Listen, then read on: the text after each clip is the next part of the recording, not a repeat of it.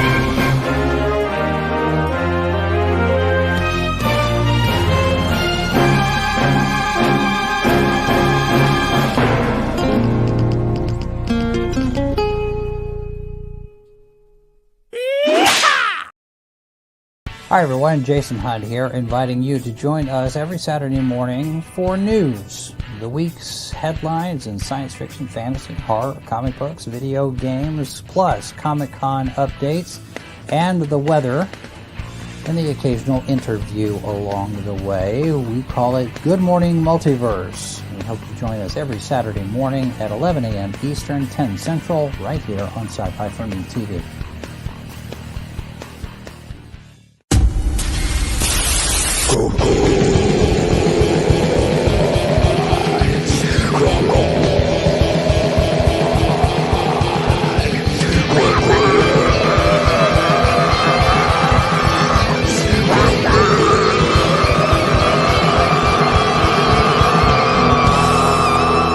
Come get some.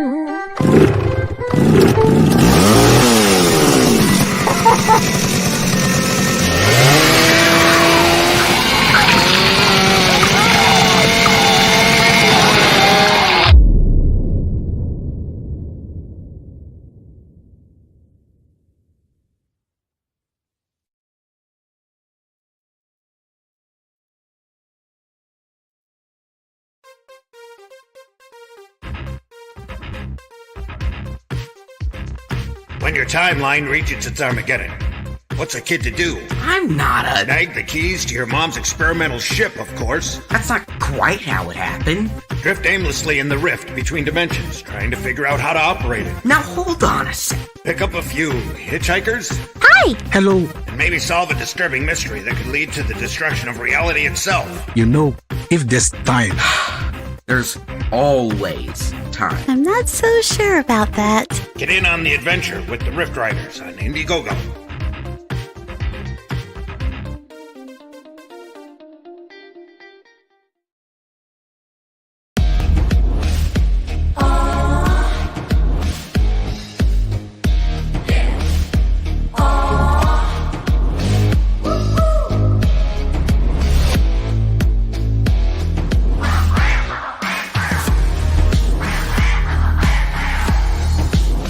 Your favorite podcast, it's Critical Blast. And good evening, everybody. I am RJ Carter, Senior Managing Editor here at CriticalBlast.com, Chief Envelope Licker for Critical Blast Logistics, myopic proofreader for Critical Blast Publishing, and I will answer the phone for all your IT needs, putting my 35 years of database development experience behind it when you have issues with the data from your crowdfunders via Kickstarter or Indiegogo. Tonight, speaking of crowdfunding, we're going to go to Indiegogo. And speaking of Indiegogo, it's the easier data to handle. But that's kind of getting in the weeds. You don't really care about that. What you care about is the product you're going to get tonight. Tonight, it is Rift Raiders #1. There's a lot of familiar names behind this one. And we don't have any of those. No, I'm kidding. I'm kidding. We have with us the one and only Piper. Piper, welcome to the show. Oh, cool. StreamYard is letting me do so many things now that I'm taking advantage of. That's right. I forgot. And I'm not doing that because that's Podcast Palooza. This is we had somebody sneak in the back door while the videos were playing. Hello, Pops. What are you doing back there, man? I'm messing with your stuff. I know that, man. What are you just like clicking stuff? I might have porn in there. No, I wouldn't put the porn up. I'll keep that in your private files, RJ. You know, it is the internet.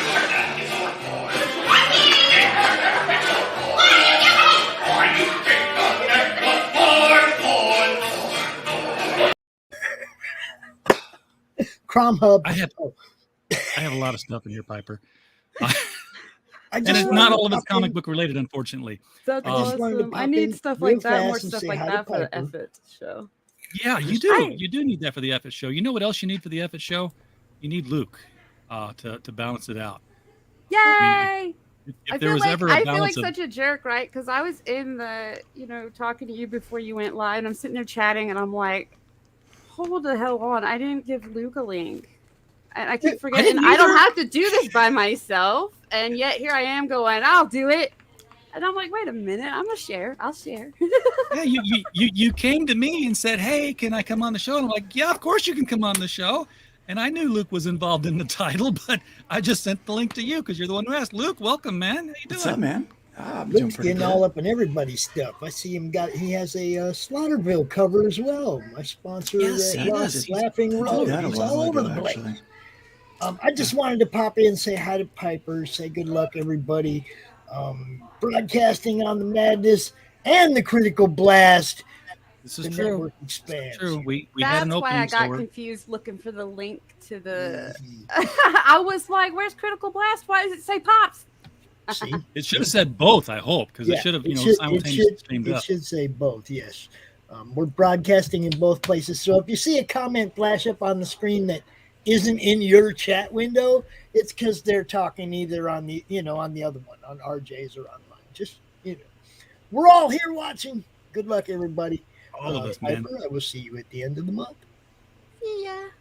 See you, Pops. Thank you. All right. So we've got the creative team on here now. We've got Luke, you're the writer on this one. Or the No. Oh, where's your name pop in here? Co-creator. Yeah. I came up with a basic idea and concept, characters. And then Piper's writing it, and she's come up with some the other half of the concept and some more characters that will soon be introduced. it looks like a fun book. It kind of reminds me of Voyagers, which was a live little action. bit, Live action fun time travel show when I was a kid. Yeah. Not that much of a kid, I guess, but It's got all that timey-wimey, wibbly-wobbly stuff going on. exactly. Piper, is that your voice? Voice is in that video? Only one of those is mine. Because I knew you were doing voice acting at some point. I still offer free voiceover for anyone you doing a comic campaign trailer. Unless I'm swamped, and then I'll just tell you, no, sorry, I'm swamped. But if I think it's, if it's something quick and I can record it like in a day, I'm still offering that because I just think it's a lot of fun to show people all the voices I do. I can do kids' voices, but they tend to sound a bit younger than the kid voice we needed. Do you just record it straight? I mean, yeah. I'm actually getting a little more pro with it. I have coming a portable sound booth that you basically stick your head in the microphone in. I've seen one of those. Those things are pretty cool. I'm going to try those out and see if, but I just use Audacity and a pretty good mic and adjust as much as I can. And so if you see Piper with her head in a box, yeah, don't think anything of it. It's just doing some voiceover work. Yeah, just be like, nothing I didn't weird's know if happening. you used some special software for your microphone to make your voice change around. I tried some kind of a voice changer thingy, and I didn't like it. Mostly because it was like subscription, and it just sucked to me. So. I hate subscription software. Yeah. Plus, none of the voice changing software is quite what Mission Impossible delivers. I want the one where, like, okay, take a sample of, the president's voice and then say the same thing and map it up, and the computer will make you sound exactly like him. That's like some crazy deep fake stuff, but they do have some stuff that's getting really, really close to that. Oh, and I don't know if you ever watched I can't remember the name of the studio. They're like these CG guys, and they will do, computer generated stuff. And so, yeah, they're pretty cool. But yeah, they've tried out the deep fake stuff. The art AI is what's really getting me. Lunos' voice is actually like AI or not AI. Yeah. Yeah, it's truly AI. Typed the script and the robot acted it. Yeah. Yeah. The artwork is what's really amazing me. Some of the stuff that pops in, because I've got a subscription to Midjourney. Because we'll get articles sometime for the website, and no image will be there. Hey, Wim, howdy. Should also say howdy to Woody and Studio 38B. He's actually got the Woody the Woodpecker. That's awesome. Oh, yeah. That brings me back. Mike, always appreciate you sharing the stream out there so people can see our guests and what they're offering. But okay, so we don't have the artist among us. Is that correct? No, not tonight. Yeah, I was so last second thinking about the fact that I could give Luke the link. I'm not gonna lie, I was settled in. I was like, and recliner.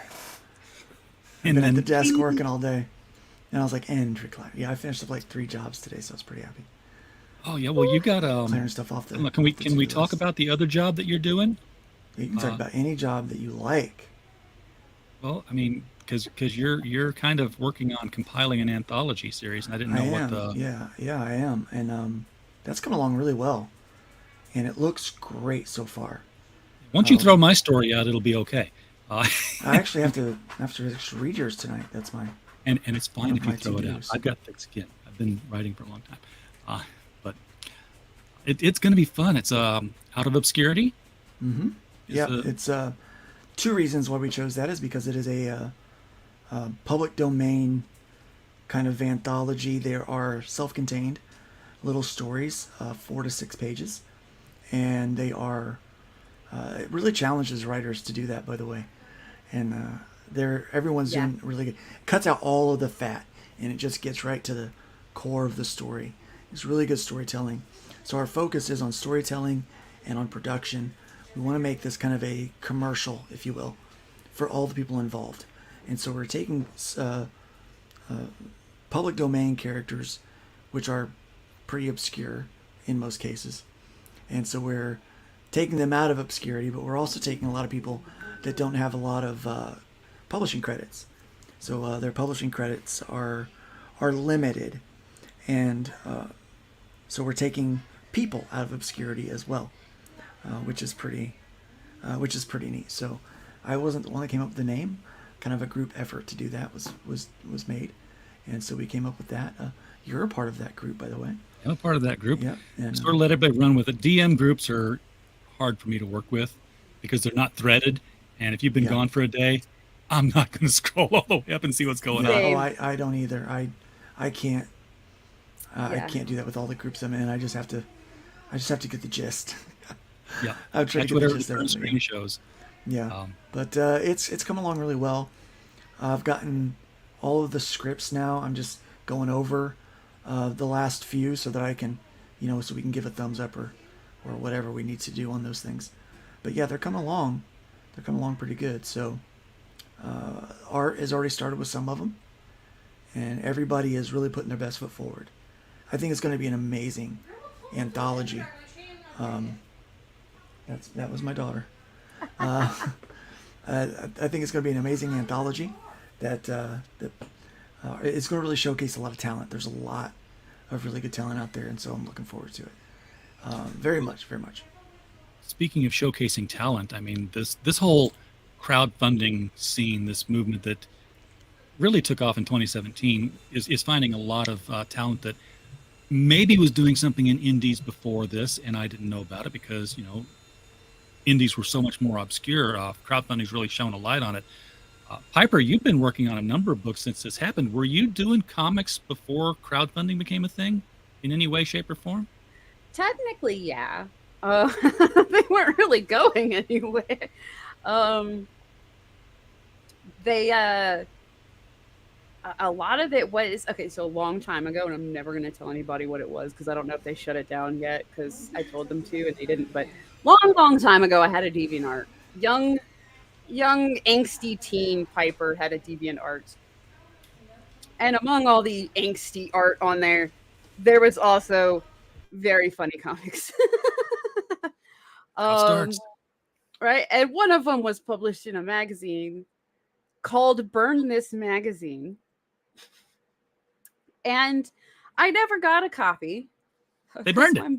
My mom is messed up. I never even got my copy to burn, but it was in there. It's one that one day I might reboot as a webcomic, but I'm doing so much right now that keeps getting put farther and farther back on the back burner. And before that, and before the angst, Kid Piper was writing and drawing comics and is very upset because she's pretty sure that she invented Superdog and that DC stole it from her. You'd have to be really, really old for that. I know. I was a little kid. I was so upset when I saw that Superdog already existed. Later, I was like, no, that's my idea. It looked the same too. Yeah, white dog, red cake. Come on, let's take on it. DC drew him better, but was the same. Only my dog had muscles and walked on two legs. But same-ish dog. So you were into comics from the real little sizes of people. Yeah. I was the same way. I wrote I'm still a real little size of people, I'm told. Short girl problems. I know. I wrote a letter to Dick Giordano when I was young and said, hey, since you did this Superman Spider-Man thing, maybe you'll do more. And what if the reason Krypton exploded was because Galactus landed on the other side and drilled into the core and made it go unstable and nobody knew he was there. And Superman finds out later that he's the reason. He gets all mad and goes out to fight him. And that was my story. That ended right there. That was the plot. And he wrote back. Stories start with what if. I know. It's that's a cool concept. Well, by the time I could get it written, there might not be a DC Comics to submit it to anymore. So, yeah, that might be better actually. There might be, Superman might be public domain, right? You can get Superman. Yes, do that. I just have to wait for Galactus to go public domain. Yeah. It might be a little bit longer. So, how did the idea for the Rift Riders come around? Luke, it started with you. It did, yeah. It started with me. I wanted to do something with kind of a sci-fi time travel kind of bend to it for a while.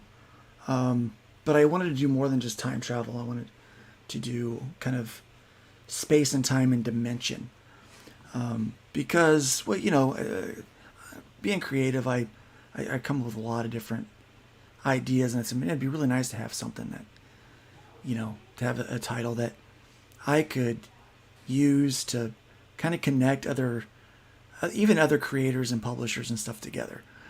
So theoretically, this team, they could go anywhere and be a part of anything, and kind of be the tool that, say for instance, would bring Alf into X-Men or something like that. Just kind of like these crazy, kind of insane ideas. And I started kind of with that idea, like where could that go? What could we do with this?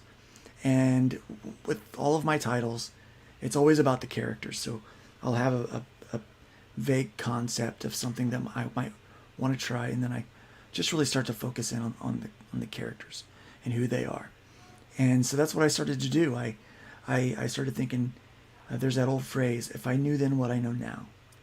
Yeah. And I thought, man, wouldn't it be great to be in like a young body, have the energy, and the ability to do things that I can't do now. But I also did youth ministry for a long time. And one of the things I realized was it'd be ideal to be 21 or 22. Maybe 25 to 28. I said, but the worst year is 13, because you're a seventh grader. That's like the most awkward year of life and of existence. And so I thought, what if you got stuck in the 13-year-old's body?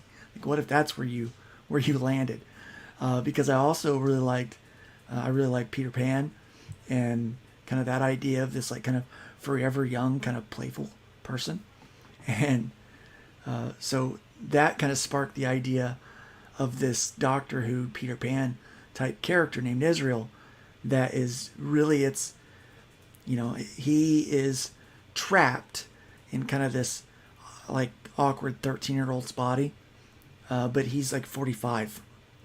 Oh, so man. he knows Old enough now to do all the cool stuff and too young to get to do it. Yes, exactly. So he can't drink. He can't do other things. There's a lot that he can't do because he's salty about it sometimes. And he's pretty salty about the whole idea, because I thought, like, wouldn't that be great? You get stuck in a young body that, you're smart enough to know things, but you can't do anything because you're just too young. Yeah. And so It's that like, was kind of the idea with him. Kind of like baby, what's his name on Who Framed Roger Rabbit? Yeah, kind of. That 45-year-old man. Yeah, so that was kind of the idea. I wanted to do something with that. So I created that character, and then I created kind of two other people that he would hang out with. One of them was Lunos, who is a teal-colored alien with a kind of like what you would think of when you think of an alien with the large black eyes, but not really, and he's kind of his race. They're very stout, very strong people, but he is he's very careful. Okay, because this guy is aging. Okay, he's not forever young. Where Israel, like the only thing that's ever going to happen to Israel is if he gets injured or sick. Outside of that, the dude's going to live forever. But Lunos is not so much, and he is aging normally, but he's cautious because he's just kind of he's very smart but very kind of timid. But because he's so strong, he kind of gets typecast as this kind of this dumb guy, and the jock. Yeah, the jock, and he does take offense to it. He's brilliant in his own rights, you know. And but you know, I mean, that's kind of how he ended up in the ship to begin with, is because he's a smart guy. And then the third character is I think becoming one of my favorites is Rivia. She's just again a smart person, but has a past that I didn't really have much of a backstory, and Piper had this backstory that she'd kind of written for her, and I was like, I love it. Like, there's all this stuff like that's kind of troubling her, but you don't know any of this. You know, she just comes across as just happy and enjoying every day of life. And I didn't connect with that character as much in 2021 when we first published the short story with Arrow Comics. But now in 2022, post my nap. Yes, your Rip Van Winkle nap. Yeah, I connect, and I feel that character's joy so much more, where it's all about just that next breath, that it doesn't really matter how bad things are. I'm alive. I'm going to enjoy the moments that I have right now. And so I really like that about that character. And so it really is these three characters that have been basically going through time and space and dimension, popping in and out of places, having little adventures and fun, basically vacationing forever. And then what happens is, the thing that I was missing in the story was a really solid conflict. In this little world that I created, there was no conflict at all. These three were just happy, traveling through space and time. And then I talked to Piper, and I said, I've got this idea. I said, but I just don't have any conflict. And she had an amazing idea. And I said, this is so good. And immediately I knew in my head how the characters would respond. They kind of all think that they're the ones that's going to be able to fix it. But especially Israel, like his idea, like Piper wrote the first 6 pages that we did, first 5 pages, I think. First 5 pages. And then when it was originally done by another artist, very talented, Martha Schwartz, but it wasn't quite the look and feel that they were going for. And so that's when we teamed up with Piper. Actually found him, Dillard, and said, I think I've seen him do some stuff that's not quite the normal, and I want to see if he can do this. And sure enough, he just nailed the look and feel. And then we got Edgar Tavitas, and he has really captured the colors. But it was on that 5th page when here's this big, like, the whole conflict is just like, you're just at the door's just cracked. So there's no telling what it's going to be, like what this is these characters are going to have to deal with. But just that excitement and almost defiant mischief that's on Israel's face as he embraces the unknown, it made me know that, like, okay, this cannot stop at 5 pages. We have to make this whole book, and we can't just make one book. We have to make like 4 or 8 or 12 or 20. Yeah, we have to make as many as we can. So yeah, it is a very, very that's kind of where it came from. And Piper can tell her side of the story. That's my side, kind of going up there. Yeah. And then we'll do the he said, she said thing. And so you brought it to her, and you were in need of a conflict. Now I needed a conflict.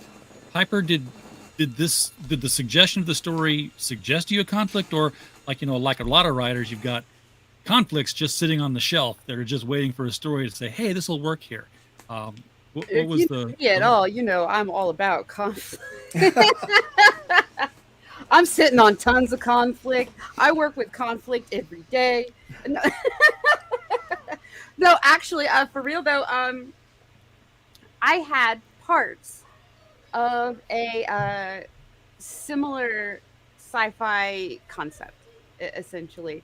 I only had one solid character that was mine, that was made for this thing.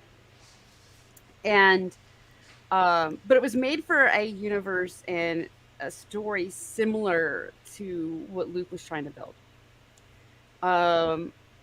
The one that she was supposed to be for, and it just didn't happen. It was a huge collaboration. There was way too many people. Everybody just kind of, wandered off, and it came I've down. seen it happen. Yeah, it was just a bunch of us going, "What if this would be a cool story?" All right, bye. Like, Yeah.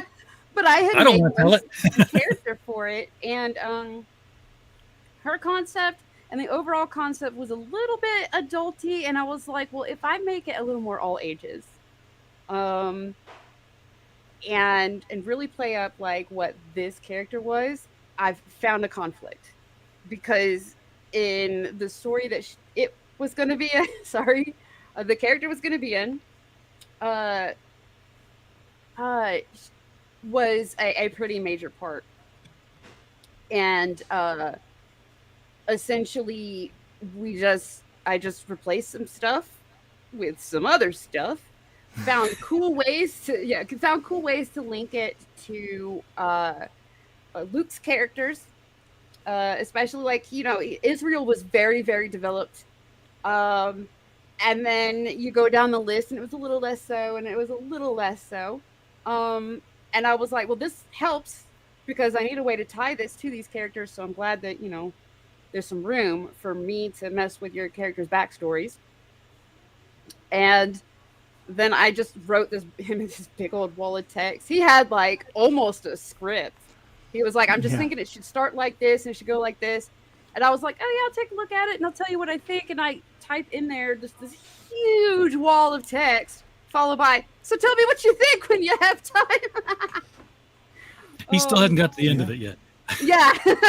We're still working on it. Like, yeah. Yeah, she had the whole scrolled thing through and outlined, eventually was like, yeah, sounds good. Write a script.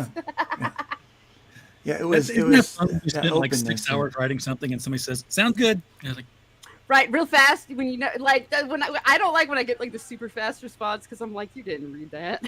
It did take me a while to respond. I did read it.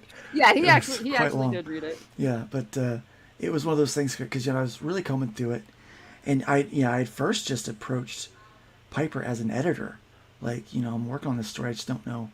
Hey, Brian. I didn't know what to do with it, and how to make it good, because every story, the heroes are never, they're only as good as their villains, or they're only as good as the threat.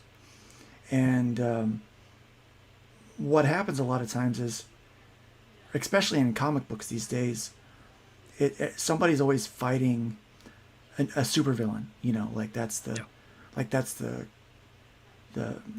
goal, like that's the thing, like, oh, we got to fight a supervillain. But not a lot of people have to figure out a challenge. There's not a lot of puzzles. It's kind of like when Superman, kind of back in the day, Superman can punch things and he's invulnerable, right? So putting Superman up against another guy that can punch things and is invulnerable, it's kind of boring, But when you put Superman up against a challenge, like, hey, he's got to save a bunch of people and try to stop the volcano or whatever, It's when you start like putting those kind of things into play, it makes the story very interesting and compelling. And I think that's what we found here. When Piper wrote her wall of text and sent it over, I was like, that's it. It's not necessarily the common trope that people do in comic books these days, where it's like, sometimes it's just a challenge. Sometimes sometimes saving people is the reward, like that is the ultimate thing, is just to save people. And so here you've got, people that they're here, they're smart.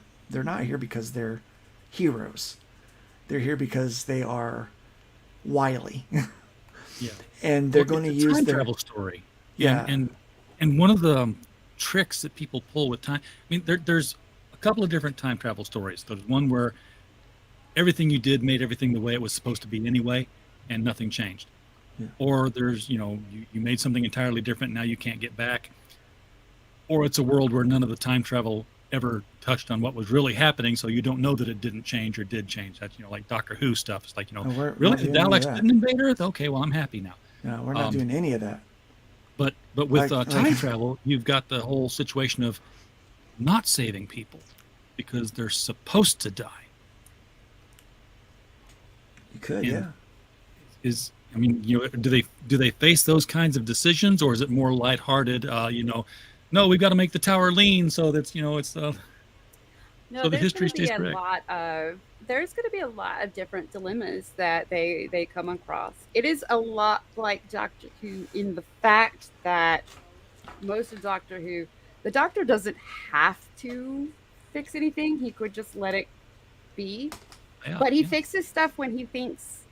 Generally, he usually fixes stuff unless his friends are in danger, and then he fixes stuff. But otherwise, he fixes stuff if he realizes that there's definitely something not right, and it has to do with time, or it has to do with him having been there in the first place. Well, I mean, think about it this way. He lets a lot of stuff happen. There's Volcano Day, where it was finally he was in Pompeii, and it was Volcano Day. And he had that dilemma.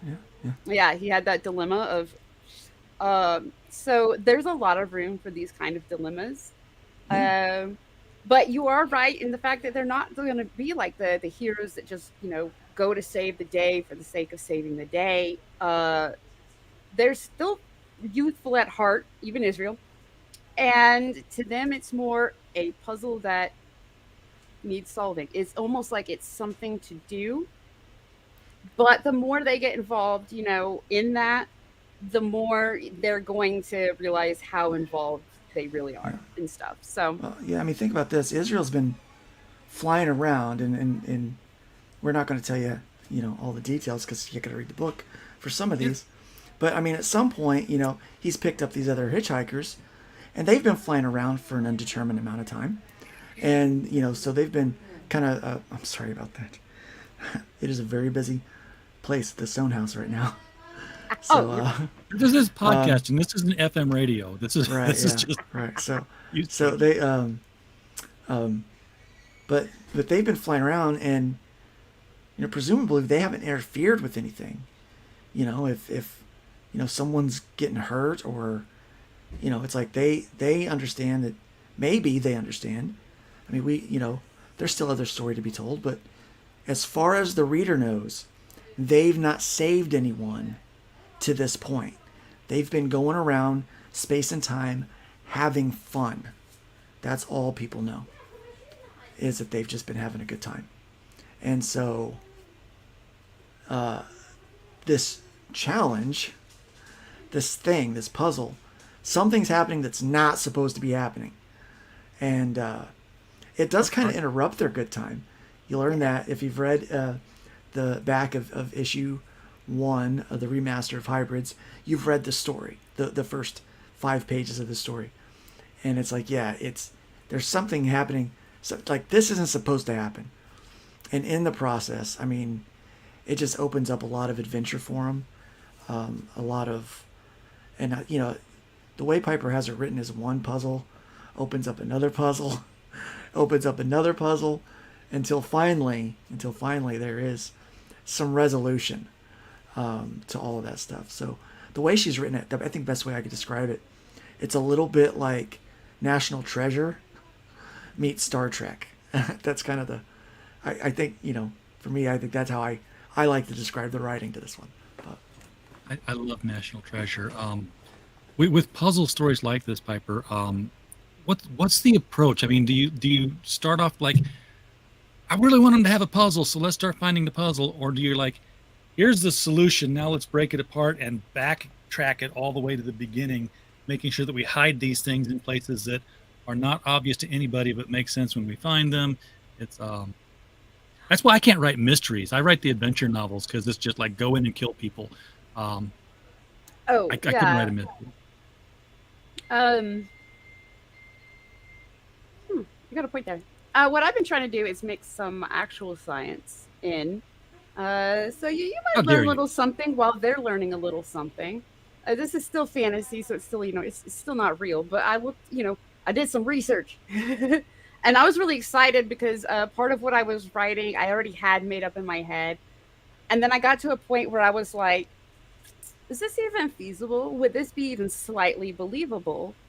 I want to make it sound like, it makes sense, at least in science fiction. And I went and looked stuff up, and I was like, holy crap, I'm smart. Like, I was like, oh, cool. That could really do that. All right, that's cool. But other stuff is, I don't want to hold the reader by the hand necessarily, because I want adults to be able to get just as much out of reading this as somebody way younger. So I don't want to baby the reader and hold their hand, but I also don't want to go over anyone's head with anything I'm trying to do. You're in trouble when you're telling a sci-fi space-faring time travel story and you're looking up stuff. Would this really work? That's what I loved about sci-fi. Think about some of the classic sci-fi and the technology that they made up at the time. That's now just commonplace. Right, yeah. But it was very fantasy back in the day. I mean, one day they are going to literally beam me up somewhere. I guarantee it. Yeah, well, a lot of that stuff was made because of shortcuts in storytelling. The reason Star Trek has teleporters is because it was too expensive to film the shuttlecraft going down to the planet all the time. Mm-hmm. So it was a writing shortcut. Well, but a lot of times, even science fiction inspires scientists to go, hey, can we really do that? Yeah, can we really carry around a computer with us that we talk into and watch TV? Right? Super spy watches, yeah, dude. So yeah, I like trying to add as much basis in realism as I can, just so there is like a ground base. There's a set of rules in this universe, and this is what they are. So it's not just hocus pocus, because that's for fantasy. But I don't want to talk over, I don't want to write over the readers' heads either. So when it comes to them figuring this stuff out, you have 3 characters that are already really brilliant. As the series progresses, you'll find out where they're the most, where they shine and where they have hangups and this and that. But what they're doing, I'm sprinkling clues that they're obviously kind of noticing, but the reader will probably notice or figure it out before they do. Okay. But only by a little bit. So the reader, I try to keep the reader almost a step ahead, but there's plenty of stuff the reader's not going to figure out until the characters do. Is it one of those things where, if you go back and read it again the second time, you'll see all the pieces laying on the floor and it'll come together faster? Yeah. Like watching. I think there's parts that would be like that. If you don't catch it the first time, you'll catch it backtracking and reading it again. There's one more note that I would like to add to something you said earlier. Piper said this is something that for all ages, whether it's a young reader or an adult or whatever. Not only is it for everyone or suitable for everyone, I think that. So I used to watch Star Trek with my dad, and my dad obviously is quite a bit older than me, but we would watch Star Trek together, and then we would talk about the show, and it was something that we both enjoyed and could enjoy. Star Wars was the same way. We both watched it, both enjoyed it. When we call this all ages, we're not saying it's not a kid's book. We're saying that anyone can enjoy this, that you can read this and have something to talk about with your kids. That's what I'm excited about. This is a book that I'm going to read with my kid, with my son, who was the voice of Israel, by the way. For years now. Yeah. I grew up on DC Comics, and that was at a time where it wasn't like Richie Rich for all ages stuff. Yeah. It was I was reading Jonah Hex, Sergeant Rock, violence and war and stuff. But my 45-year-old dad could read the comic, put it on the coffee table, and not care that his 10-year-old son was going to come in and pick the same comic up and read the same story that he just read. I think he kind of gave me the side eye when I started reading Warlord, and I asked him what held their costumes on, and he said ink. Ink, yeah, I like that answer. Ink, and ratings. Ink and imagination. Ratings. Yes. Getting the right rating. Yeah. So yeah, I think that is something that really is missed, is the ability to connect, and I think that's why maybe the MCU is so popular, because parents and kids, parents and kids can watch it together and enjoy it, and that's what we're trying to make here, is something that parents and kids can read, that maybe if you've not picked up a comic book in years, you can pick it up and enjoy it. If you are an avid collector, you'll pick it up and enjoy it. Or if you've never ever picked up a comic book, you can grab this thing and open it up and have a good time. And we're trying to make comic books really fun, and that's my goal anyway. And, it used to be. Yeah. It used to be. 38 has a question for you, Piper, regarding the nested plots. When do you know the point at which to make the final progression toward the resolution? Wow. Okay, there's another hour. Let's. Oh no, actually, it's pretty. For me, it's pretty simple. I just filled out an interview thing for Bleeding Cool that asked kind of a similar question, like how long is the series or something. And so what I told them was the series, it will be as long as there is hype for the series. So as long as people are asking for more, I'm gonna make more adventures. If the hype wanes, like future campaigns aren't doing as good or what have you, that's when I know it's time to, all right, the next book should probably be the last. Let's finish up the big over arc. Yep.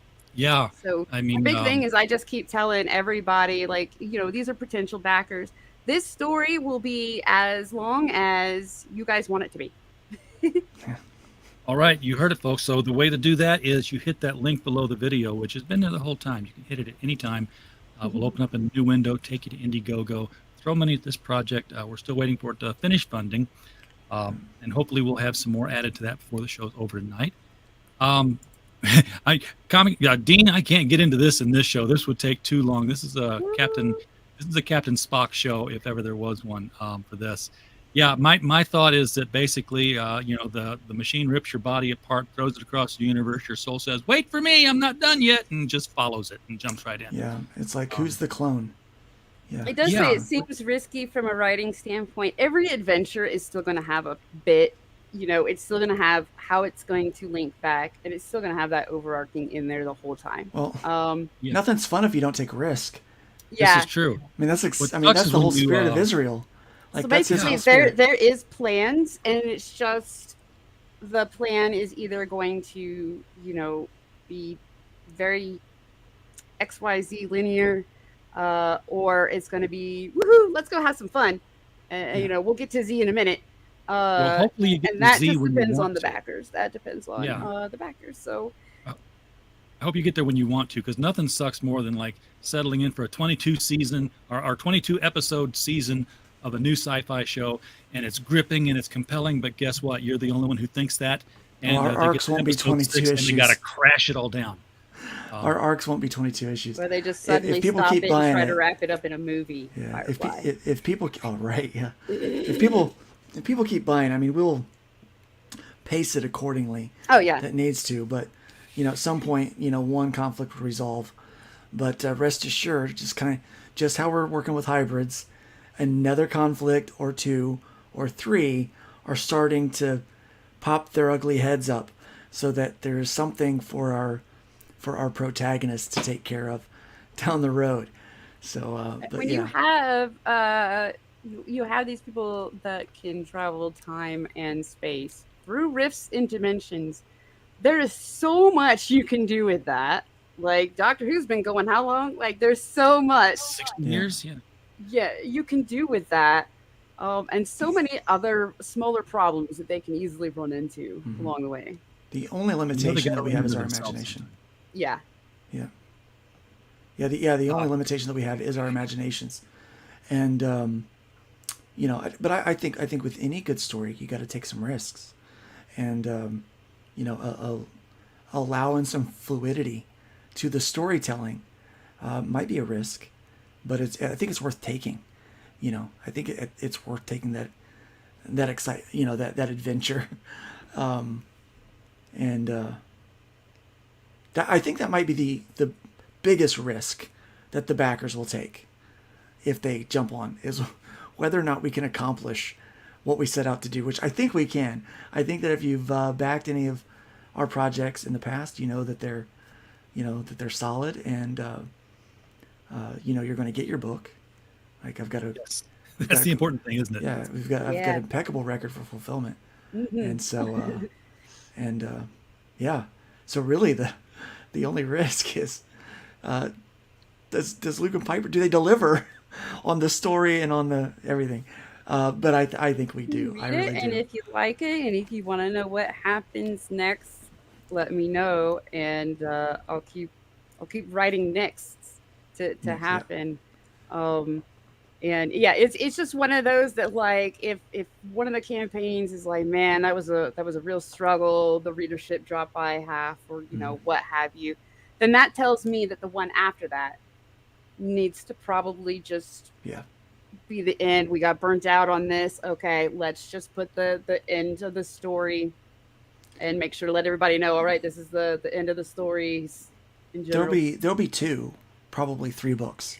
Probably three at the least. Yeah. Yeah, that's got to be the least at least. Yeah, because we're doing this one, and we'll do an issue 2, and then depending how issue 2 goes, 3 will either be wrapping us up or whatnot. But here's the thing: I'm so confident in what we're doing here, with the writing, with the concept, with the overall theme, with the art. I'm so confident that people are going to enjoy this when they get it, that Piper's going to be really, really busy with this IP. I think it's going to be something that she's going to get.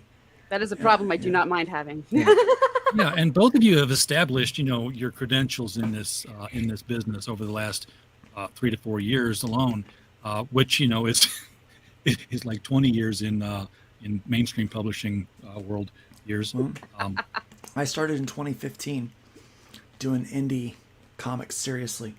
Yeah. People were just starting to crowdfund comic books. Like, there'd only been a couple. I think Rob Liefeld had done one and never fulfilled on that one. So it's we were just doing all these small little campaigns back then and just trying our best. If we sold 100 copies, we were so stoked. I think we sold 100 copies, and that took months. It took ages to do. And that was a big deal back then. You got an alternate cover on this one. That cover's That's very yours, isn't it? special. Yeah, it's very special. It's the one, if anybody follows me on Twitter, they saw me live tweeting my frustration a few times. I'm working with outdated equipment, but slightly more modern software. So this was a struggle. These are not the final colors. I was in like such a hurry that like our colors, had very little instruction. I legitimately told them, stick to this area of the color wheel so that we can use the green version of the title. That was it. That's all I really told him. And so he did really good. And I didn't get to look till later. So there's some, fine tuning that I want to do. So the final cover will be, actually the colors will be slightly different, but the line art's going to be the same. So yeah.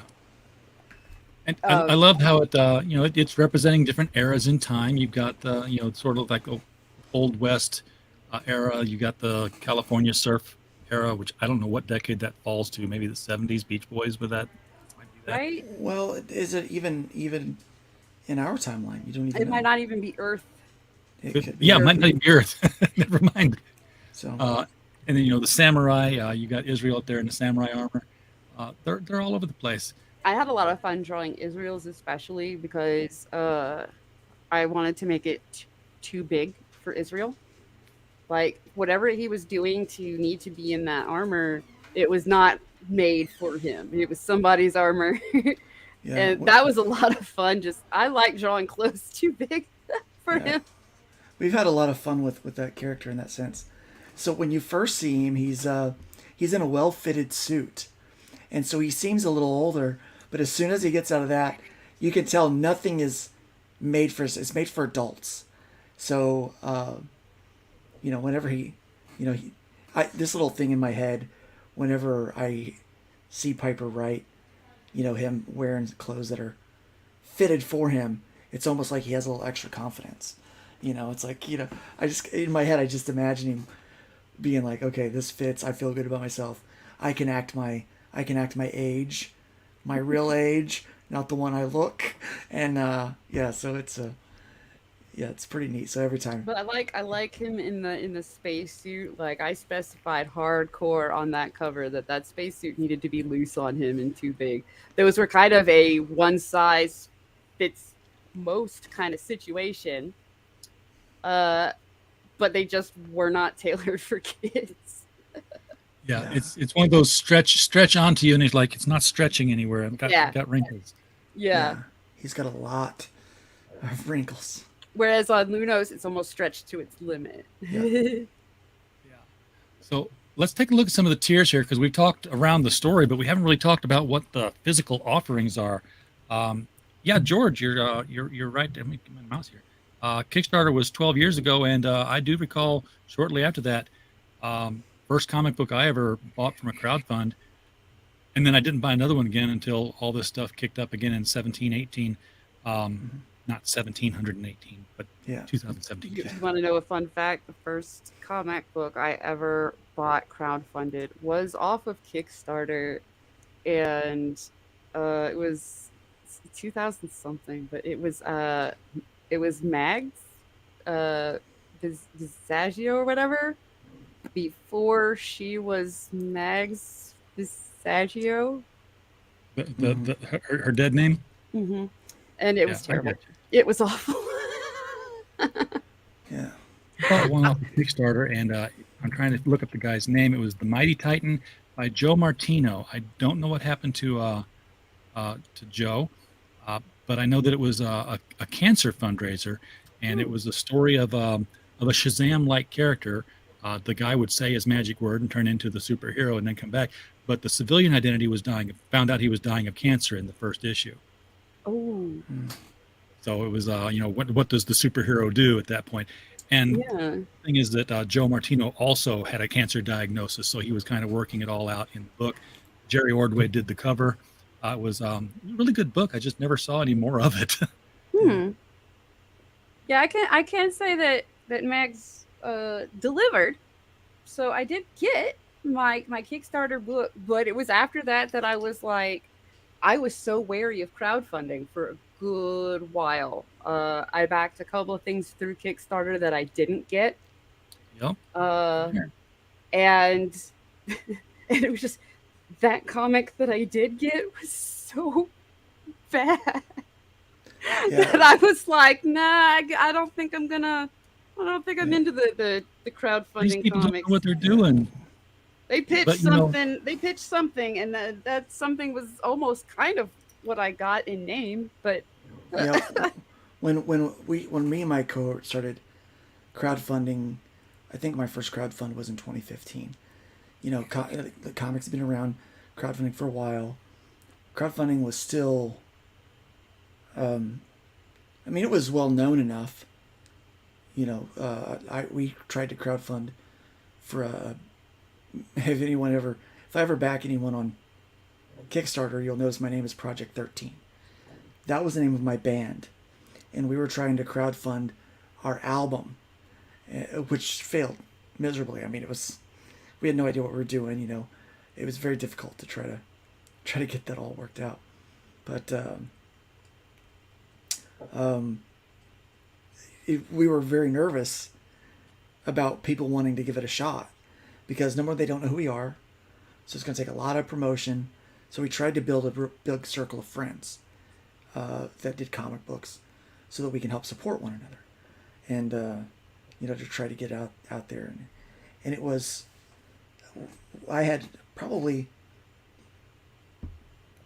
backed 3 comic books on Kickstarter before I crowdfunded my first book,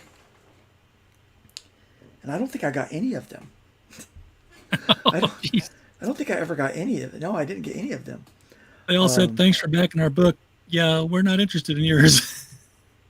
Right, but I mean, I didn't even They get. do, but their I book. understood. Yeah, when backing these, I understood because it said like everywhere. It would remind you you're not making a purchase. Yeah. You're technically investing in a project. So It may or may not happen. May or may not, like the project may or may not work out, or you just may or may not get your stuff. This is a donation. Yeah. Yeah, they reminded us of that.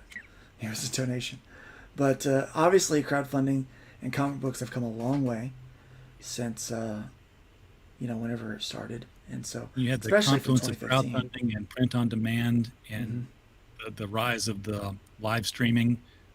Software became cheap for that, outright free for that. In fact, you just had everything you needed to market. So you just had to have a good product and personality, I guess.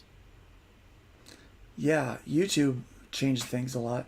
So it was Facebook, and then Twitter kind of came in. It was just I think with independent comics, it's constantly learning, and adapting to where it is that you market. And I think crowdfunding in and of itself is changing a bit. I think people are starting to do more from their own websites with their mailing list. Now that cons are back up, I mean, I know a lot of these books are getting sold at conventions. For me, it's where I'm finding. That's kind of my fertile ground to find new readers, because That's where I'm going to be at the end of the month. I mean, social media is just too political, these days, and so it's difficult to connect with people on a personal level or on a story level when everyone's worried about who you voted for. And quite honestly, am I allowed to, I don't give a damn who you voted for. I want you to read our story. It's really good. Alex, yeah, right. Everybody looks at it as a glorified pre-order system now for Kickstarter. Well, and Indiegogo. some people they use that way. Yeah. Some people go on there and they already have their book done, and they use the crowdfunding just to collect the pre-orders as like the middleman to do the numbers for them, basically. And then they easier than setting setting up a Shopify. But it's not the smartest business model because you're paying so much extra in fees when you do that. But it does have kind of a built-in market, I guess, and promotional system. I actually do look at crowdfunding as not a pre-order, that I am helping something come to fruition. I know that comic book, if they put it in a store, is going to have probably a $4 or $5 price tag on it, and I'm spending $15 to $20 to get that book because the extra money is helping them make it. Like this is a special thing, and I'm going to get extras. Yeah. Because of it, But Give people the extras that no one else is going to get. They're helping you make your book so that you can put it out for a lower cover price.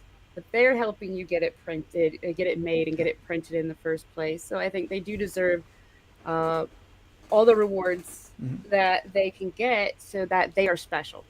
Because they paid this much for this to back this comic. They're special. They get stuff that nobody else gets. Is a big deal to me, like to make sure. Yeah, things like stickers and refrigerator magnets. I'm all over those, like tchotchkes, like Alex said there.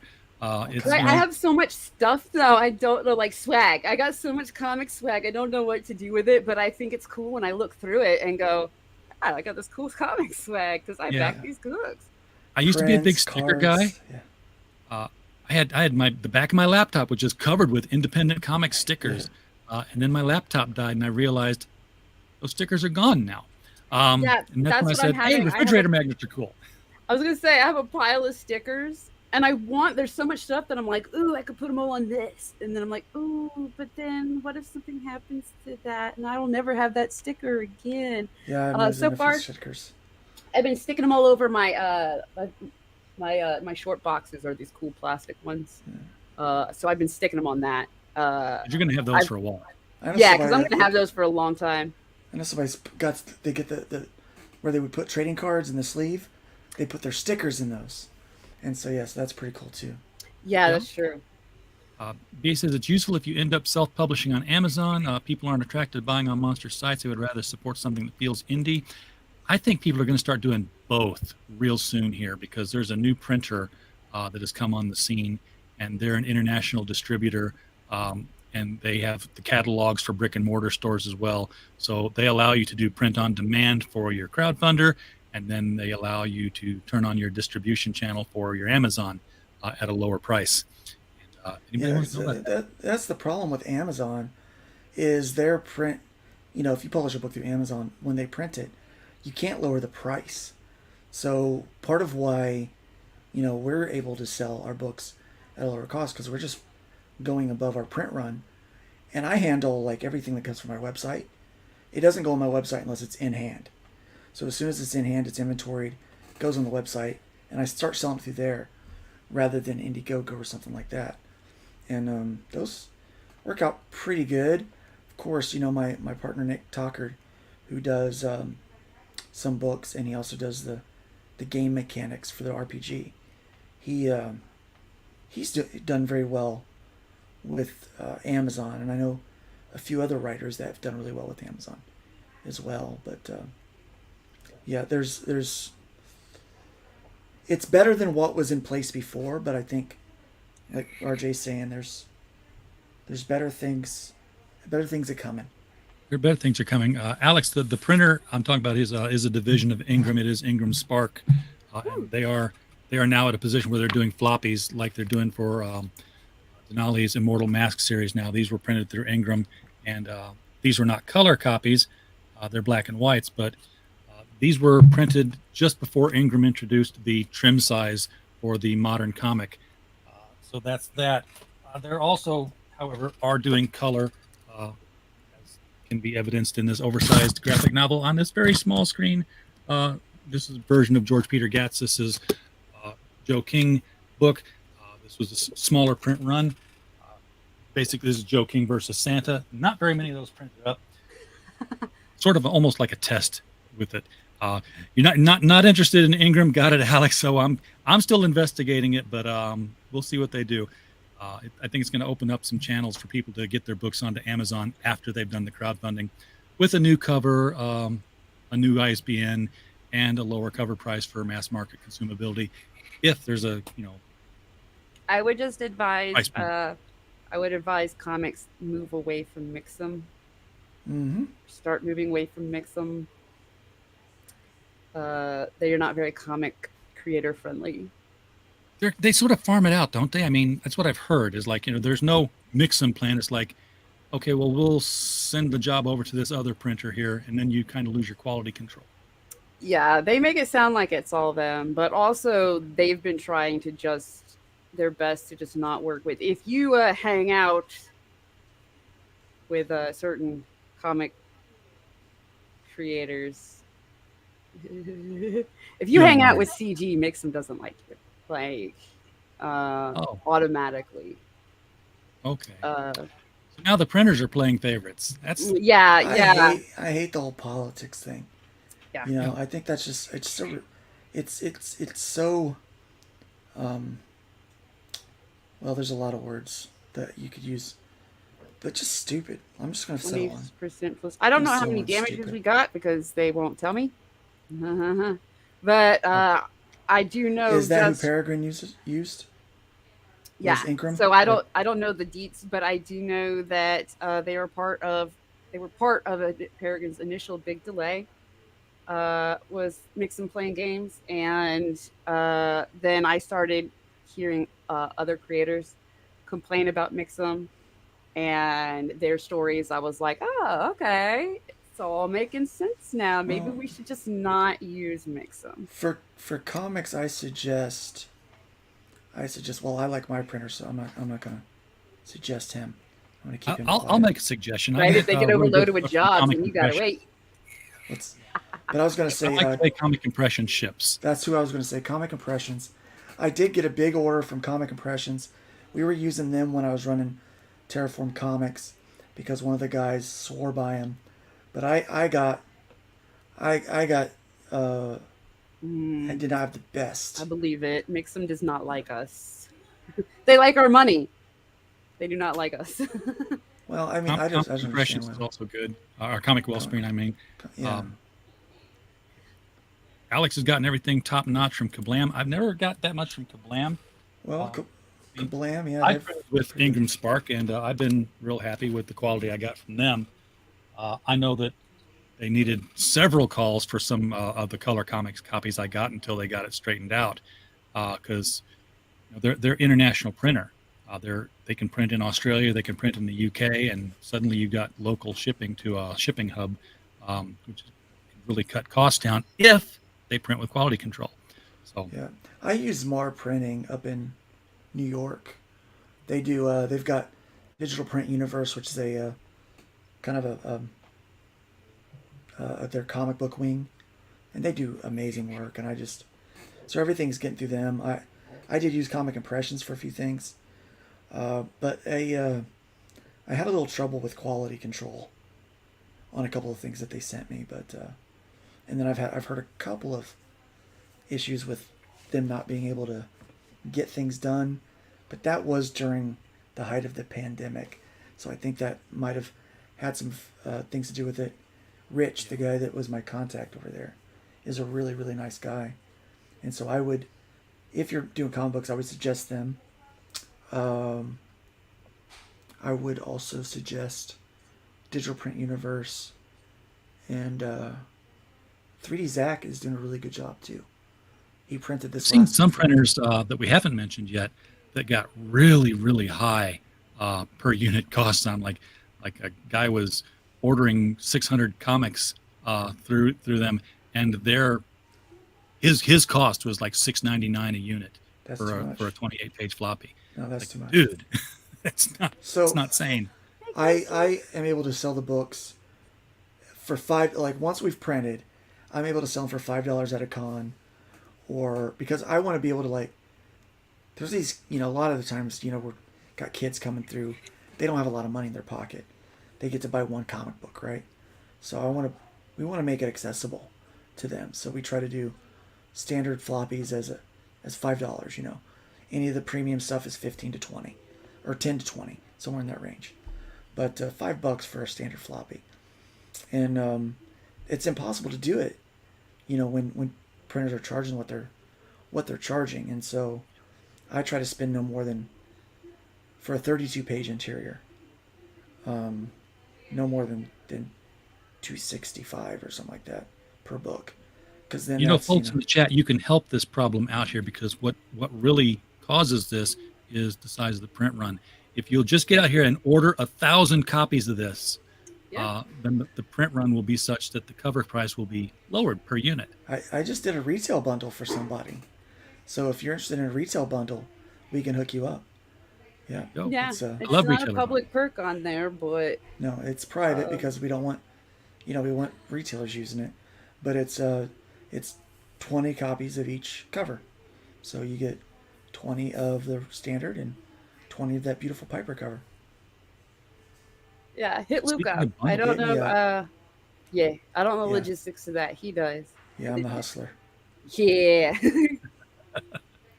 Well, speaking of bundles, you've got the we haven't talked about it, but you've got the prestige of an imprint. You've got Arrow 4.0 handling whatever it is they handle. I mean, you're fulfilling through this. So Arrow's got their name on it. They're going to contribute in some fashion. Mm-hmm. Yeah. Well, obviously, Randy's working on Arrow's own distribution channels and things like that. Thank you, Glacier. Thank you so much. And so he's doing his part, and then I'm doing my part. Really, this year's, because we're both in the hospital the same amount of time. Oh yeah. And both almost perished, but we are here to tell the tale. And I keep waiting to hear if there's a story where you two saw each other or something, like Clark Kent, passing, John Kent, Superman thing. Like that scene in the Umbrella Academy when they pass each other in the cars, looking at each other. Yes. No.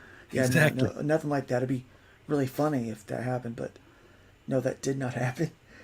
But no, kind of eerie and creepy too. But yeah. So this year is, there's still a lot of building and kind of preparing for next year, obviously, 2023 is going to be our big year for Arrow Comics. Very excited about that. I mean, look at all these number ones, guys. Yeah, this is the number one kit. You get Rift Riders number one with this and the physical stretch goals, but you're also going to get Hybrids, HeroBot Zero, Only Death Can Save Us, Revolt, Calico, Paragon, Sin Killer. I've heard at least most of those names on different titles. In fact, I own most of those titles now. So that's why I made it the feature perk, because you're getting 8 comics for that price for one, and for two, that's a great deal. That's either starting, or if you just happen to be missing a number one of something, getting you number one. It's a great. I want to get back into comics, but only indie, and I want a variety of indie to check out. Yeah. One thing that to note on that is that there is a book, Sin Killer, that you mentioned, from Marv V, and he is not in the States, and so when he fulfilled his book, it was a little more expensive to get it shipped here. Well, we are actually printing that here and shipping that out, and so it's going to be in the, instead of the A4 format, it's going to be in. We're resizing it to the standard U.S. comic book size, so he's actually getting his U.S. release now for that, and so it's pretty exciting. It could have cost more, because I was the guy who handled the shipping for that number one issue. Yeah, it could have cost more, but yeah. So you're familiar with it. It's a great book. It looks great. Great story, and it's a really cool deal. I think there was only one deal that was better in indie comics than that one, and Arrow was a part of that one too. That was the Long Shots campaign. And I got that one too. So we had 9 books for $25. I didn't get my poker chip, but that's okay. I didn't get mine. I think I ordered the poker chip, so I probably shouldn't have got it anyway. Yeah, the thing about Sin Killer that slowed me. Usually, I have a 3-day turnaround from receipt to shipping for a 200 book order. But Mar, he sent over original art for everybody. He's like, I want everybody to have some original art. And it's a sketch. And he had their individual names on each one, so I had to slow down and make sure that it got into the actual individual box that it needed to be. Yeah, when I opened that up and saw the original art, I was floored. I was like, this is so cool. That's cool. But that's the Arrow Comics way. You can get the digital copy of Rift Riders for only $5 if you're a digital person, and I know that many of you are out there. I'm not. I'm definitely a hold it in my hands kind of guy. So I will be in at the $15 level minimum, which gets you your book and all your stretch goals. $25 if you want to get the Piper variation variant, although I think Piper variation sounds like a cool title for something. Maybe a piece of music. It's a band The reason name. it costs a tiny bit more is all of the crying. It's the therapy is the reason it costs just a little. We had to pay for the therapy for the pain that went through into production. You have a metal print. It's cool. People are loving metal lately. Well, here's the cool thing about this one. So Daphne Lage did the art. Daphne Lage is a very talented artist, Ego Raven, and Tall Tales. And so she did the art on this thing. But right before we were getting ready to launch, I get an email from one of my, what do you call them? Vendors? Vendors, yeah. So I get an email from one of them saying, hey, the metal covers that you ordered for the Hybrids campaign, they looked really good. It turned out really well. We got this new thing that I think you want to know about. It's glow-in-the-dark metal. So for this much more, whatever, we can make it to where it's blacklight activated, and and they sent a video, and I'm like, yeah, I gotta have that. So, we decided on the spot to be like, no, I'm going in and changing it. This metal that is a cool addition. Blacklight activated, yeah. I've got to file that with the two cool things now that have come out this year that very few people know about or taking advantage of. One of them is glow in the dark metal print. The other one was I was talking with the printer, and they had just gotten a new machine. You know how on covers you get that sort of a metallic line that you can have put on there, like you trace the logo in italic in metal silver, not a whole metal cover, but just metallic ink. They were able to do that on the interiors of the book. So like you could turn the page and walk into a hall of mirrors, and they're going to be silver. That's cool. That somebody's going to take advantage of that in the near future. And That sounds so expensive, but that's cool. Yeah, I bet it is. Brian says, I definitely need to do a foil cover one of these days. Yeah, maybe not. Tell good stories. Foil comes later. This metal print, by the way, comes with the chibi of the Lunos character and Rift Riders #1. Good. You didn't throw that out. Just saying, no, you got to get that separate. Always good to just build on them. The digital and any of the stretch goals you get. And finally, you got a collector's bundle. Not very many tiers. I like that in a campaign so much. I really hate going There's through add-ons, so you can a la carte most of this stuff if you want to. Exactly. Yeah, a lot of this you could just make your custom tier that way, if you want. But for your collector bundle, you're throwing in a collector's bag. Looks like there's a. Put your cool collection in. Yes. She's wearing a shirt. Is she? No, she's wearing the bag over the shirt. Okay, I thought it was like a printed hoodie or something. Yeah, no. So yeah, you get a bag to carry your collection around in, and you get both copies of #1, the variant and the standard. Yeah. So the cool thing about the bag is we actually ordered the bags for this last campaign for hybrids, and so if you got a collector's bag, you've got one of these, and they are like heavy canvas. Like they are nice. Solid bags. I ordered an extra one because I always order one extra for me. Because, well, it's my stuff. You should. So it's my stuff, so I do what I want. I order a couple extras of things that we produce because I just want to have them sitting around. So we got this. We're going to start using it for a con bag, taking it with us to cons instead of like my wife carrying her purse. She's just going to stuff in that bag because it's so nice. So when you get that bag, it's quality. It's not like one of these little cheap things, So we're putting together good stuff for you guys. Dude, I kind of want one so I can compare it to the Cyber Frog one. The Cyber Frog one is final. I want to do that on stream. Just be like, we outdoing Ethan over here. Just saying. The Cyber Frog one's not bad. But, no, it survived me using it to go to amusement park before the bad times. Yeah. When you could still go, yeah. And it's a shame that this has to be said, but you guys shipping Gemini mailers, as you should. Yeah. Speaking of which, I'm placing another big order, but I just heard back from Gemini last night, and we now, for my YouTube channel, we have a Gemini code. It is Nerd10 to save 10% off your order. So Nerd Bacon, Nerd Cap. We've got the Nerd10 discount code that we'll be promoting tomorrow morning on Nerd Bacon. 10%? 10%. Yeah. That out in the chat for people to remember to hit that. Because I just ordered a bunch of Geminis. They're above my head here. I bought a box of 135. Because you got to buy in bulk when you're shipping stuff out. Mm-hmm. Oh, yeah. And bags and boards. Oh, my gosh. And bags and boards. I thought I ordered enough. I thought I ordered enough for this last fulfillment. And I'm like, okay, grab some more bags and boards. We got to get these ready for... And my daughter's like, we're out. I'm like, you could be kidding, we're out. I said, I just bought 200 of them like yesterday. She goes, they're all gone. I'm like, holy hell, how are we already gone? With all these things, right? So I had to send her to the comic book store. Yes. They're more expensive at the comic book store than ordering them from bulk. And so... and I had to drive 20 miles to get there. Oh, no, not good. Yeah. So but I've had to do it too.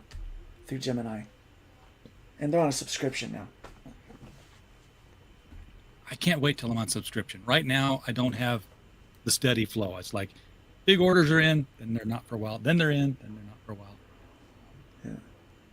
One of these days it'll be where I'm just shipping every night, and then I won't be. It was funny. My son asked, "So when's this campaign season over?" And Season? I said, "Son," because normally I have a season that I take the winter off, you know. And I was like, "Son, I said, this is Daddy's job now." I didn't say Daddy, because he's going to be 13 Saturday, so that's weird if I call myself Daddy. I said, "This is my job now," and I said, "So we're always going to be in the process of selling a book and shipping a book. It's going to be a rotating thing, and some books are just going to go straight to print and be sold on the website. So we're always going to be mailing out books." Have you made him part of the family business yet? Oh yeah, he's been helping out. He's the official voice of Israel too. Yeah. He did a good job. Really? Yeah, that was his voice acting debut. Yeah. Now I've got to hear it again. Yeah. Yeah, do it again. Let's play that video. Roll that beautiful bean footage. There it is.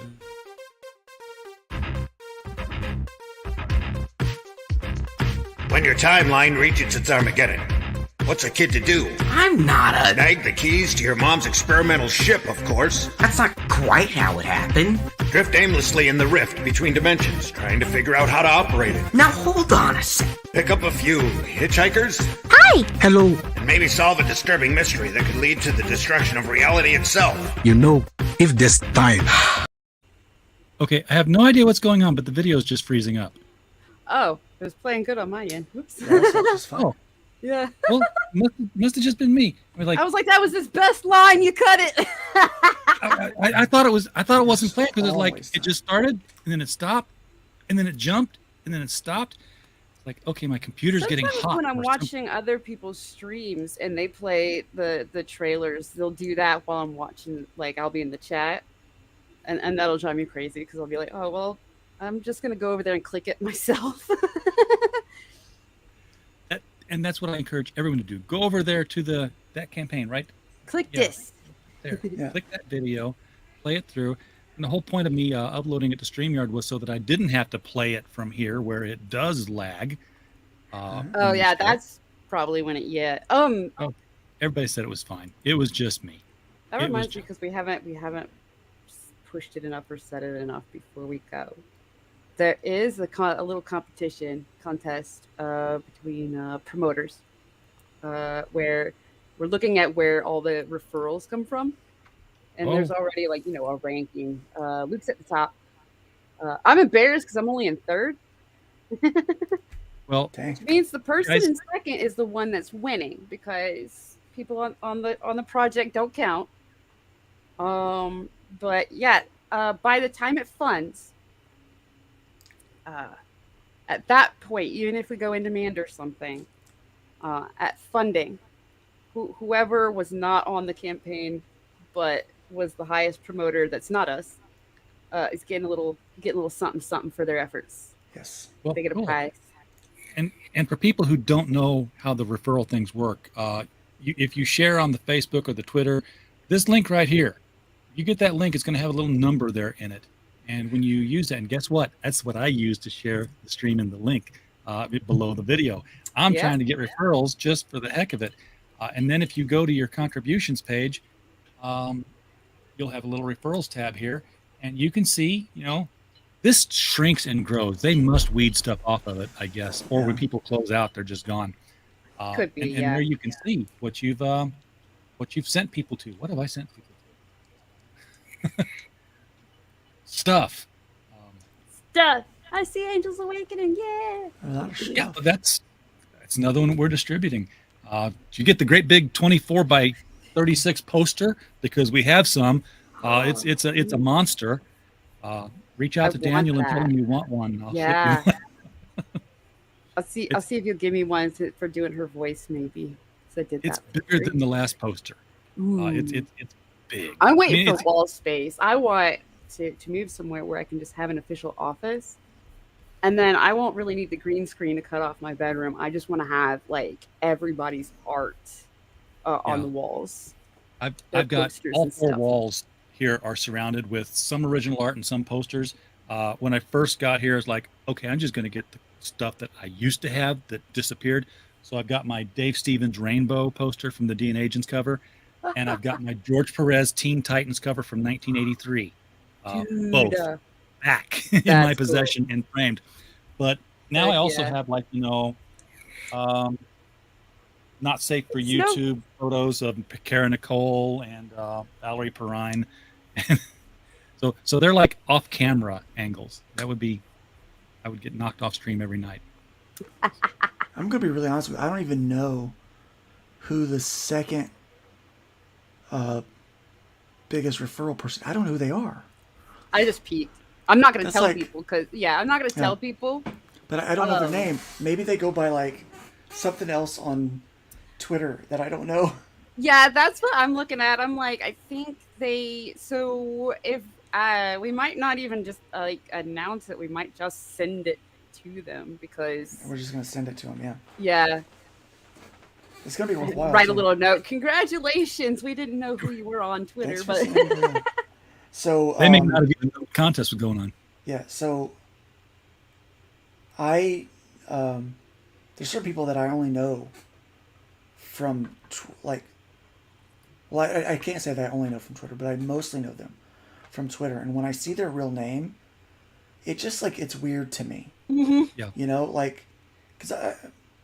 And thank you to most of you out there for being a supporter of Luke Stone Studios, of Arrow Comics, of Hybrids, of all these books that I've been a part of and being a part of. But I get to know some of your real names. And the one that throws me the most, Frog G. I'm not going to tell you his name. But that's for him. I'm not going to say his name, but but I'm just telling you, every time I see Frog G's name, I'm like, that's it. That's his name.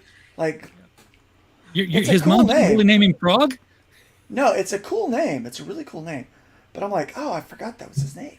There's if they ever had the fan gathering, they have such a following under their online identity that it's almost like learning their real name breaks the illusion. You can't imagine. No. I'm just gonna keep calling them by their stage name. Like telepathic bunny. We call him T Bunny. This is a pseudonym that was created for writing the books. And then when I started writing the articles, I just said, you know what? Let's push the name out there. We'll just write the articles under that name. And then live streaming came along, and everybody already knew me by this name. It's like I've lost my old name. People call me on the phone and say, "Hey, RJ." I'm like, "Okay, you're from online. Hey, what's up?" I really, really, really wanted to do my work under the last name Wolf to really have a little bit of the anonymous. I have a good reason to want a pen name kind of deal. But my dad tried 4 times to have a boy and it didn't work. And I'm like, that's his, that last name is gonna disappear soon. It's gonna disappear with me. I want to put it on everything. That last name got me made fun of so much in school, which is why I was like, I'm just gonna put Wolf. It works with the personality, it's a whole thing. It'll be perfect. And at the last minute, I was like, no, I'm going to use my real last name. I'm going to put my real last name on as much stuff as I can for him to collect. I get that. And hey, you know what? You don't have to change your last name at any point. Society's changing. You don't have a boy. You can convince one of your girls that she's a boy now, I guess. Well, I mean, that's I feel like part of the reason I am the way I am is because I was a tomboy when I was little because my dad wanted a boy and didn't know how to do girls. Screw it. So that was fun. I mean, that's how we bonded. We bonded over his hobbies, and I don't care who they were supposed to be for. I did get made fun of when I was really, really, really, young. Like, I have cooties because I like boy stuff or whatever. But I didn't care. Have a good time. Enjoy life. I do have a son, and I did give him the last name. There you go. So okay. I think my dad seemed pretty happy. him excited is cute because like he tries not to be, but you could tell when he's excited about something. He was like, I'm pretty sure he was pretty happy when I said that I'm giving. You couldn't have one, but I could, so I'm giving him the last name. So it should go on a little longer. But in the meantime, I don't want to cover it up. Even if I got made fun of for it, I don't want to cover up the last name and having the last name. Be who you are, wear what you dig, do what you love. I got made fun of for being my name. My name is Luke. Actually, I'll be honest with you. I did not make up my name. Legally, I'm not technically Luke Stone, but I am Luke Stone. So like, bill collectors will call for Luke Stone. But that's like my name. That's my name. I didn't make that up. I've actually had utility bills and shipping bills come to RJ Carter. I'm like, can I do that? Can I go get a social security number, say, hey, here's a utility bill, and just become a different person all the way through? You can't. Unfortunately. Oh, well. I wish you could. I wish we could. I would get a whole new credit score. And I'd be rocking it out with a brand new credit score. What's your credit score? 720. I'm buying a new car. I'm buying a new tablet. Buying a new house. Well, there's still that tiny part of me that's like, but Piper Wolf would have been so perfect. It's just a different animal. It's close, but just take the last name you got. You know, take the wolf and cram them together. It's like that video of that person running in the woods who says, in every way except for physically, I'm a wolf. Oh no. That's all I can think about. Which I didn't know this existed. My daughter informed me, showed me the other day, and I'm like, I feel like I woke up in an alternate universe. Wow. No, all I have to do is put an E at the end of wolf, and I'm good. Okay. Work. Right? Right, yeah. Then it sounds like a real name. Yeah. It does.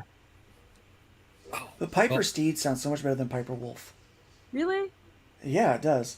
Has a much better sound to it. Luke and I come from the school of John Steed and Emma Peel. Well, look, I got made fun of for my big old front teeth, and my long face. So from the time the kids figured out what Steed meant and what horses looked like, I was made fun of relentlessly my entire school life. For my last name. Your last name and the awkward Wolfgang. Wolfgang. That would be cool. Yeah, and then Wolf the Steve. awkward toothy set period of life. That when you're a preteen, 12, 13. Yeah. Mm-hmm. Kids are so toothy then. I'm still toothy. Wolfgang Christgau. That would be last. Oh no, yeah. You mean his first or last name? I guess Wolfgang was supposed to be a first name, huh? Well, guys, that'd be a mouthful. think we've wrapped it up on Rift Riders here. Bring it back to why we're all here. To remind folks, campaign's out there, 46% funded. You just started 5 days ago, right? Yeah. Friday, yes. That's what I thought. I'm early onset Alzheimer's here, so I had to count, so don't worry. I guess I've got that CRS. But even though it says 25 days left right there, I still had to count in my head. I figure you're going to go for that extension when it comes around to time for the extra 30 days. Yes. And then, the in demand, the usual Indiegogo path of success. Well, it's. I used to hate it. Okay, like I was like, that's stupid. Why do we do that? And then I realized the algorithms, like what's happening with Indiegogo. They sent out that email, the what's going, what's coming thing, right? Right. And so if you do 30 days, you get that email that says it's going. And then you get it a second time if you do another 30 days. Yeah. So it's I'm like, oh. Yeah, okay, that's why not just use that. 16? Yeah. I was like, it's because you're tricking the bots. Mm-hmm. Stupid AIs. Yes, they're messing up everything. The artwork again. God, I I did some artwork on Mid-Journey today. I did some artwork. I typed in some sentences, and the AI did the artwork. And it used to be like, well, this is a really cool abstract kind of thing that sort of conveys the thing I just said with people that don't look like people unless Pablo Picasso painted them while drunk. But now it's getting scary. Yeah, it's getting smart. What I think is silly is all the people that are like, sucks to be artist. AI is going to replace you and take all your jobs. And I'm like, no, here's the thing. That's really cool and neat and all. And companies are probably going to use that for cheap art. But it's also going to make hand-done stuff that much more valuable. Yes, it is. Be like, oh, well, this was done by an AI, but this was done by hand. Well, now its value just went way the hell up.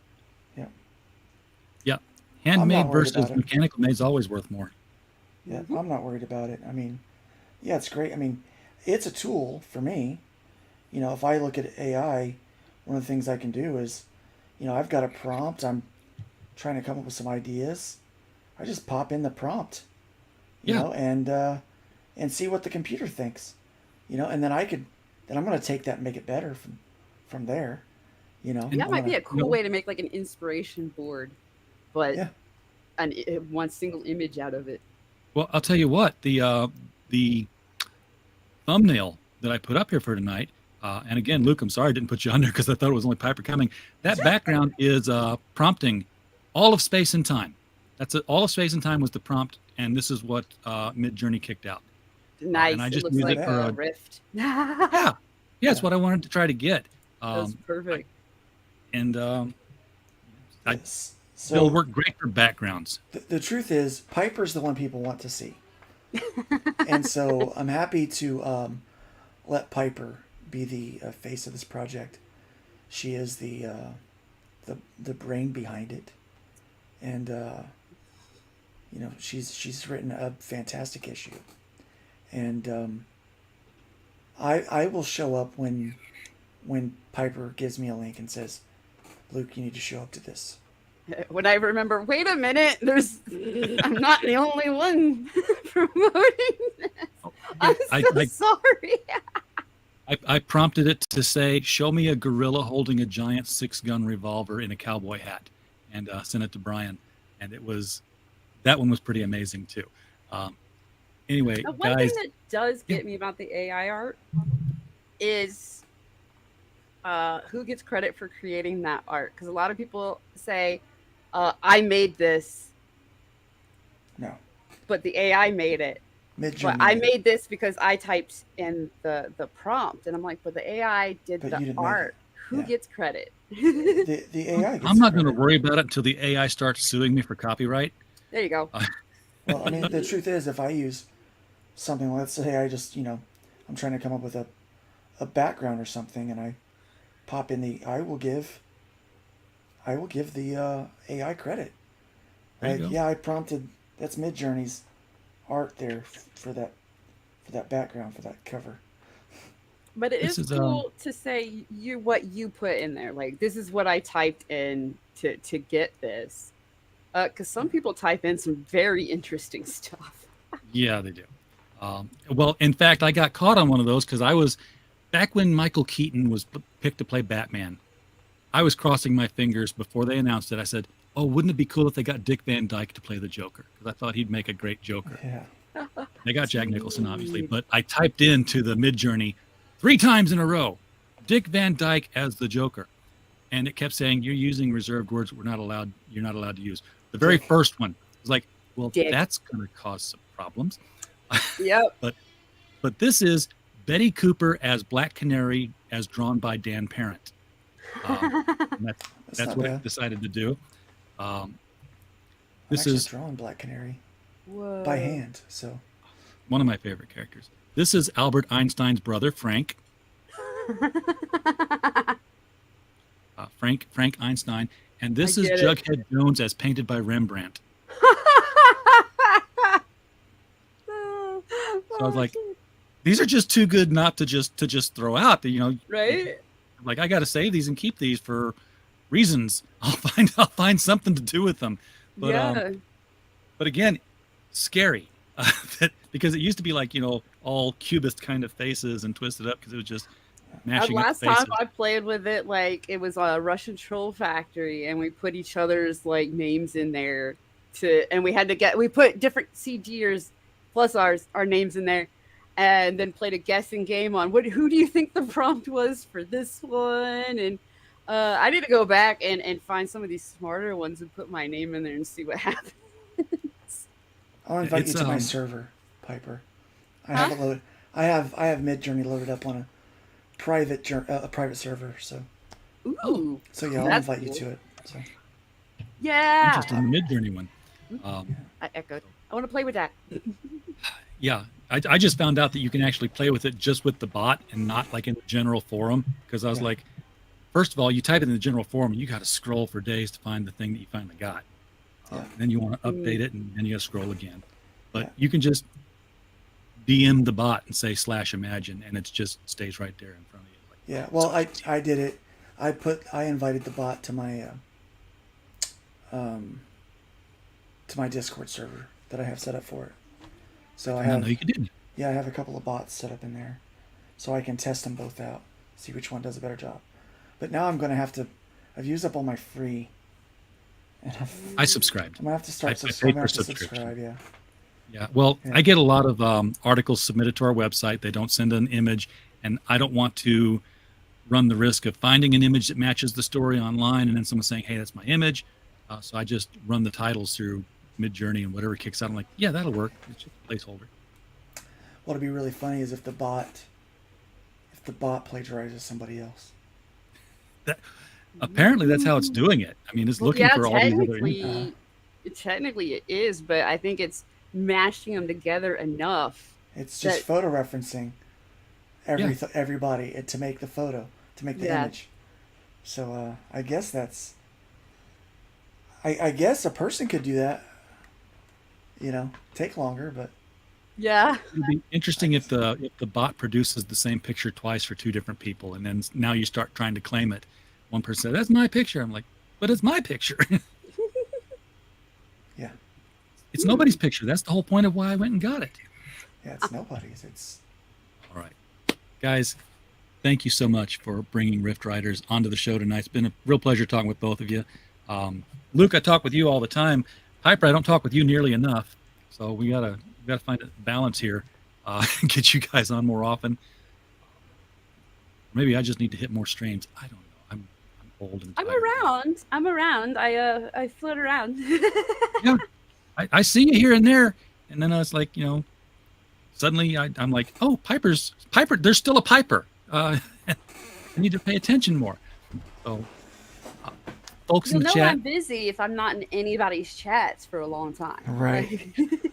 I try to keep up with that. Everybody's shows. It's like, yeah, where you been? It's like working. Geesh. Piper's still alive? Yes, I was working. I thought she disappeared on us. Anyway. I use my free time for working too. It's just different kind of work in my free time. Yeah, like I told you before the show, it's like I get up, I sit down here, I go to work, I close the computer when I'm done working, I go to work, and then after this I'll go to bed.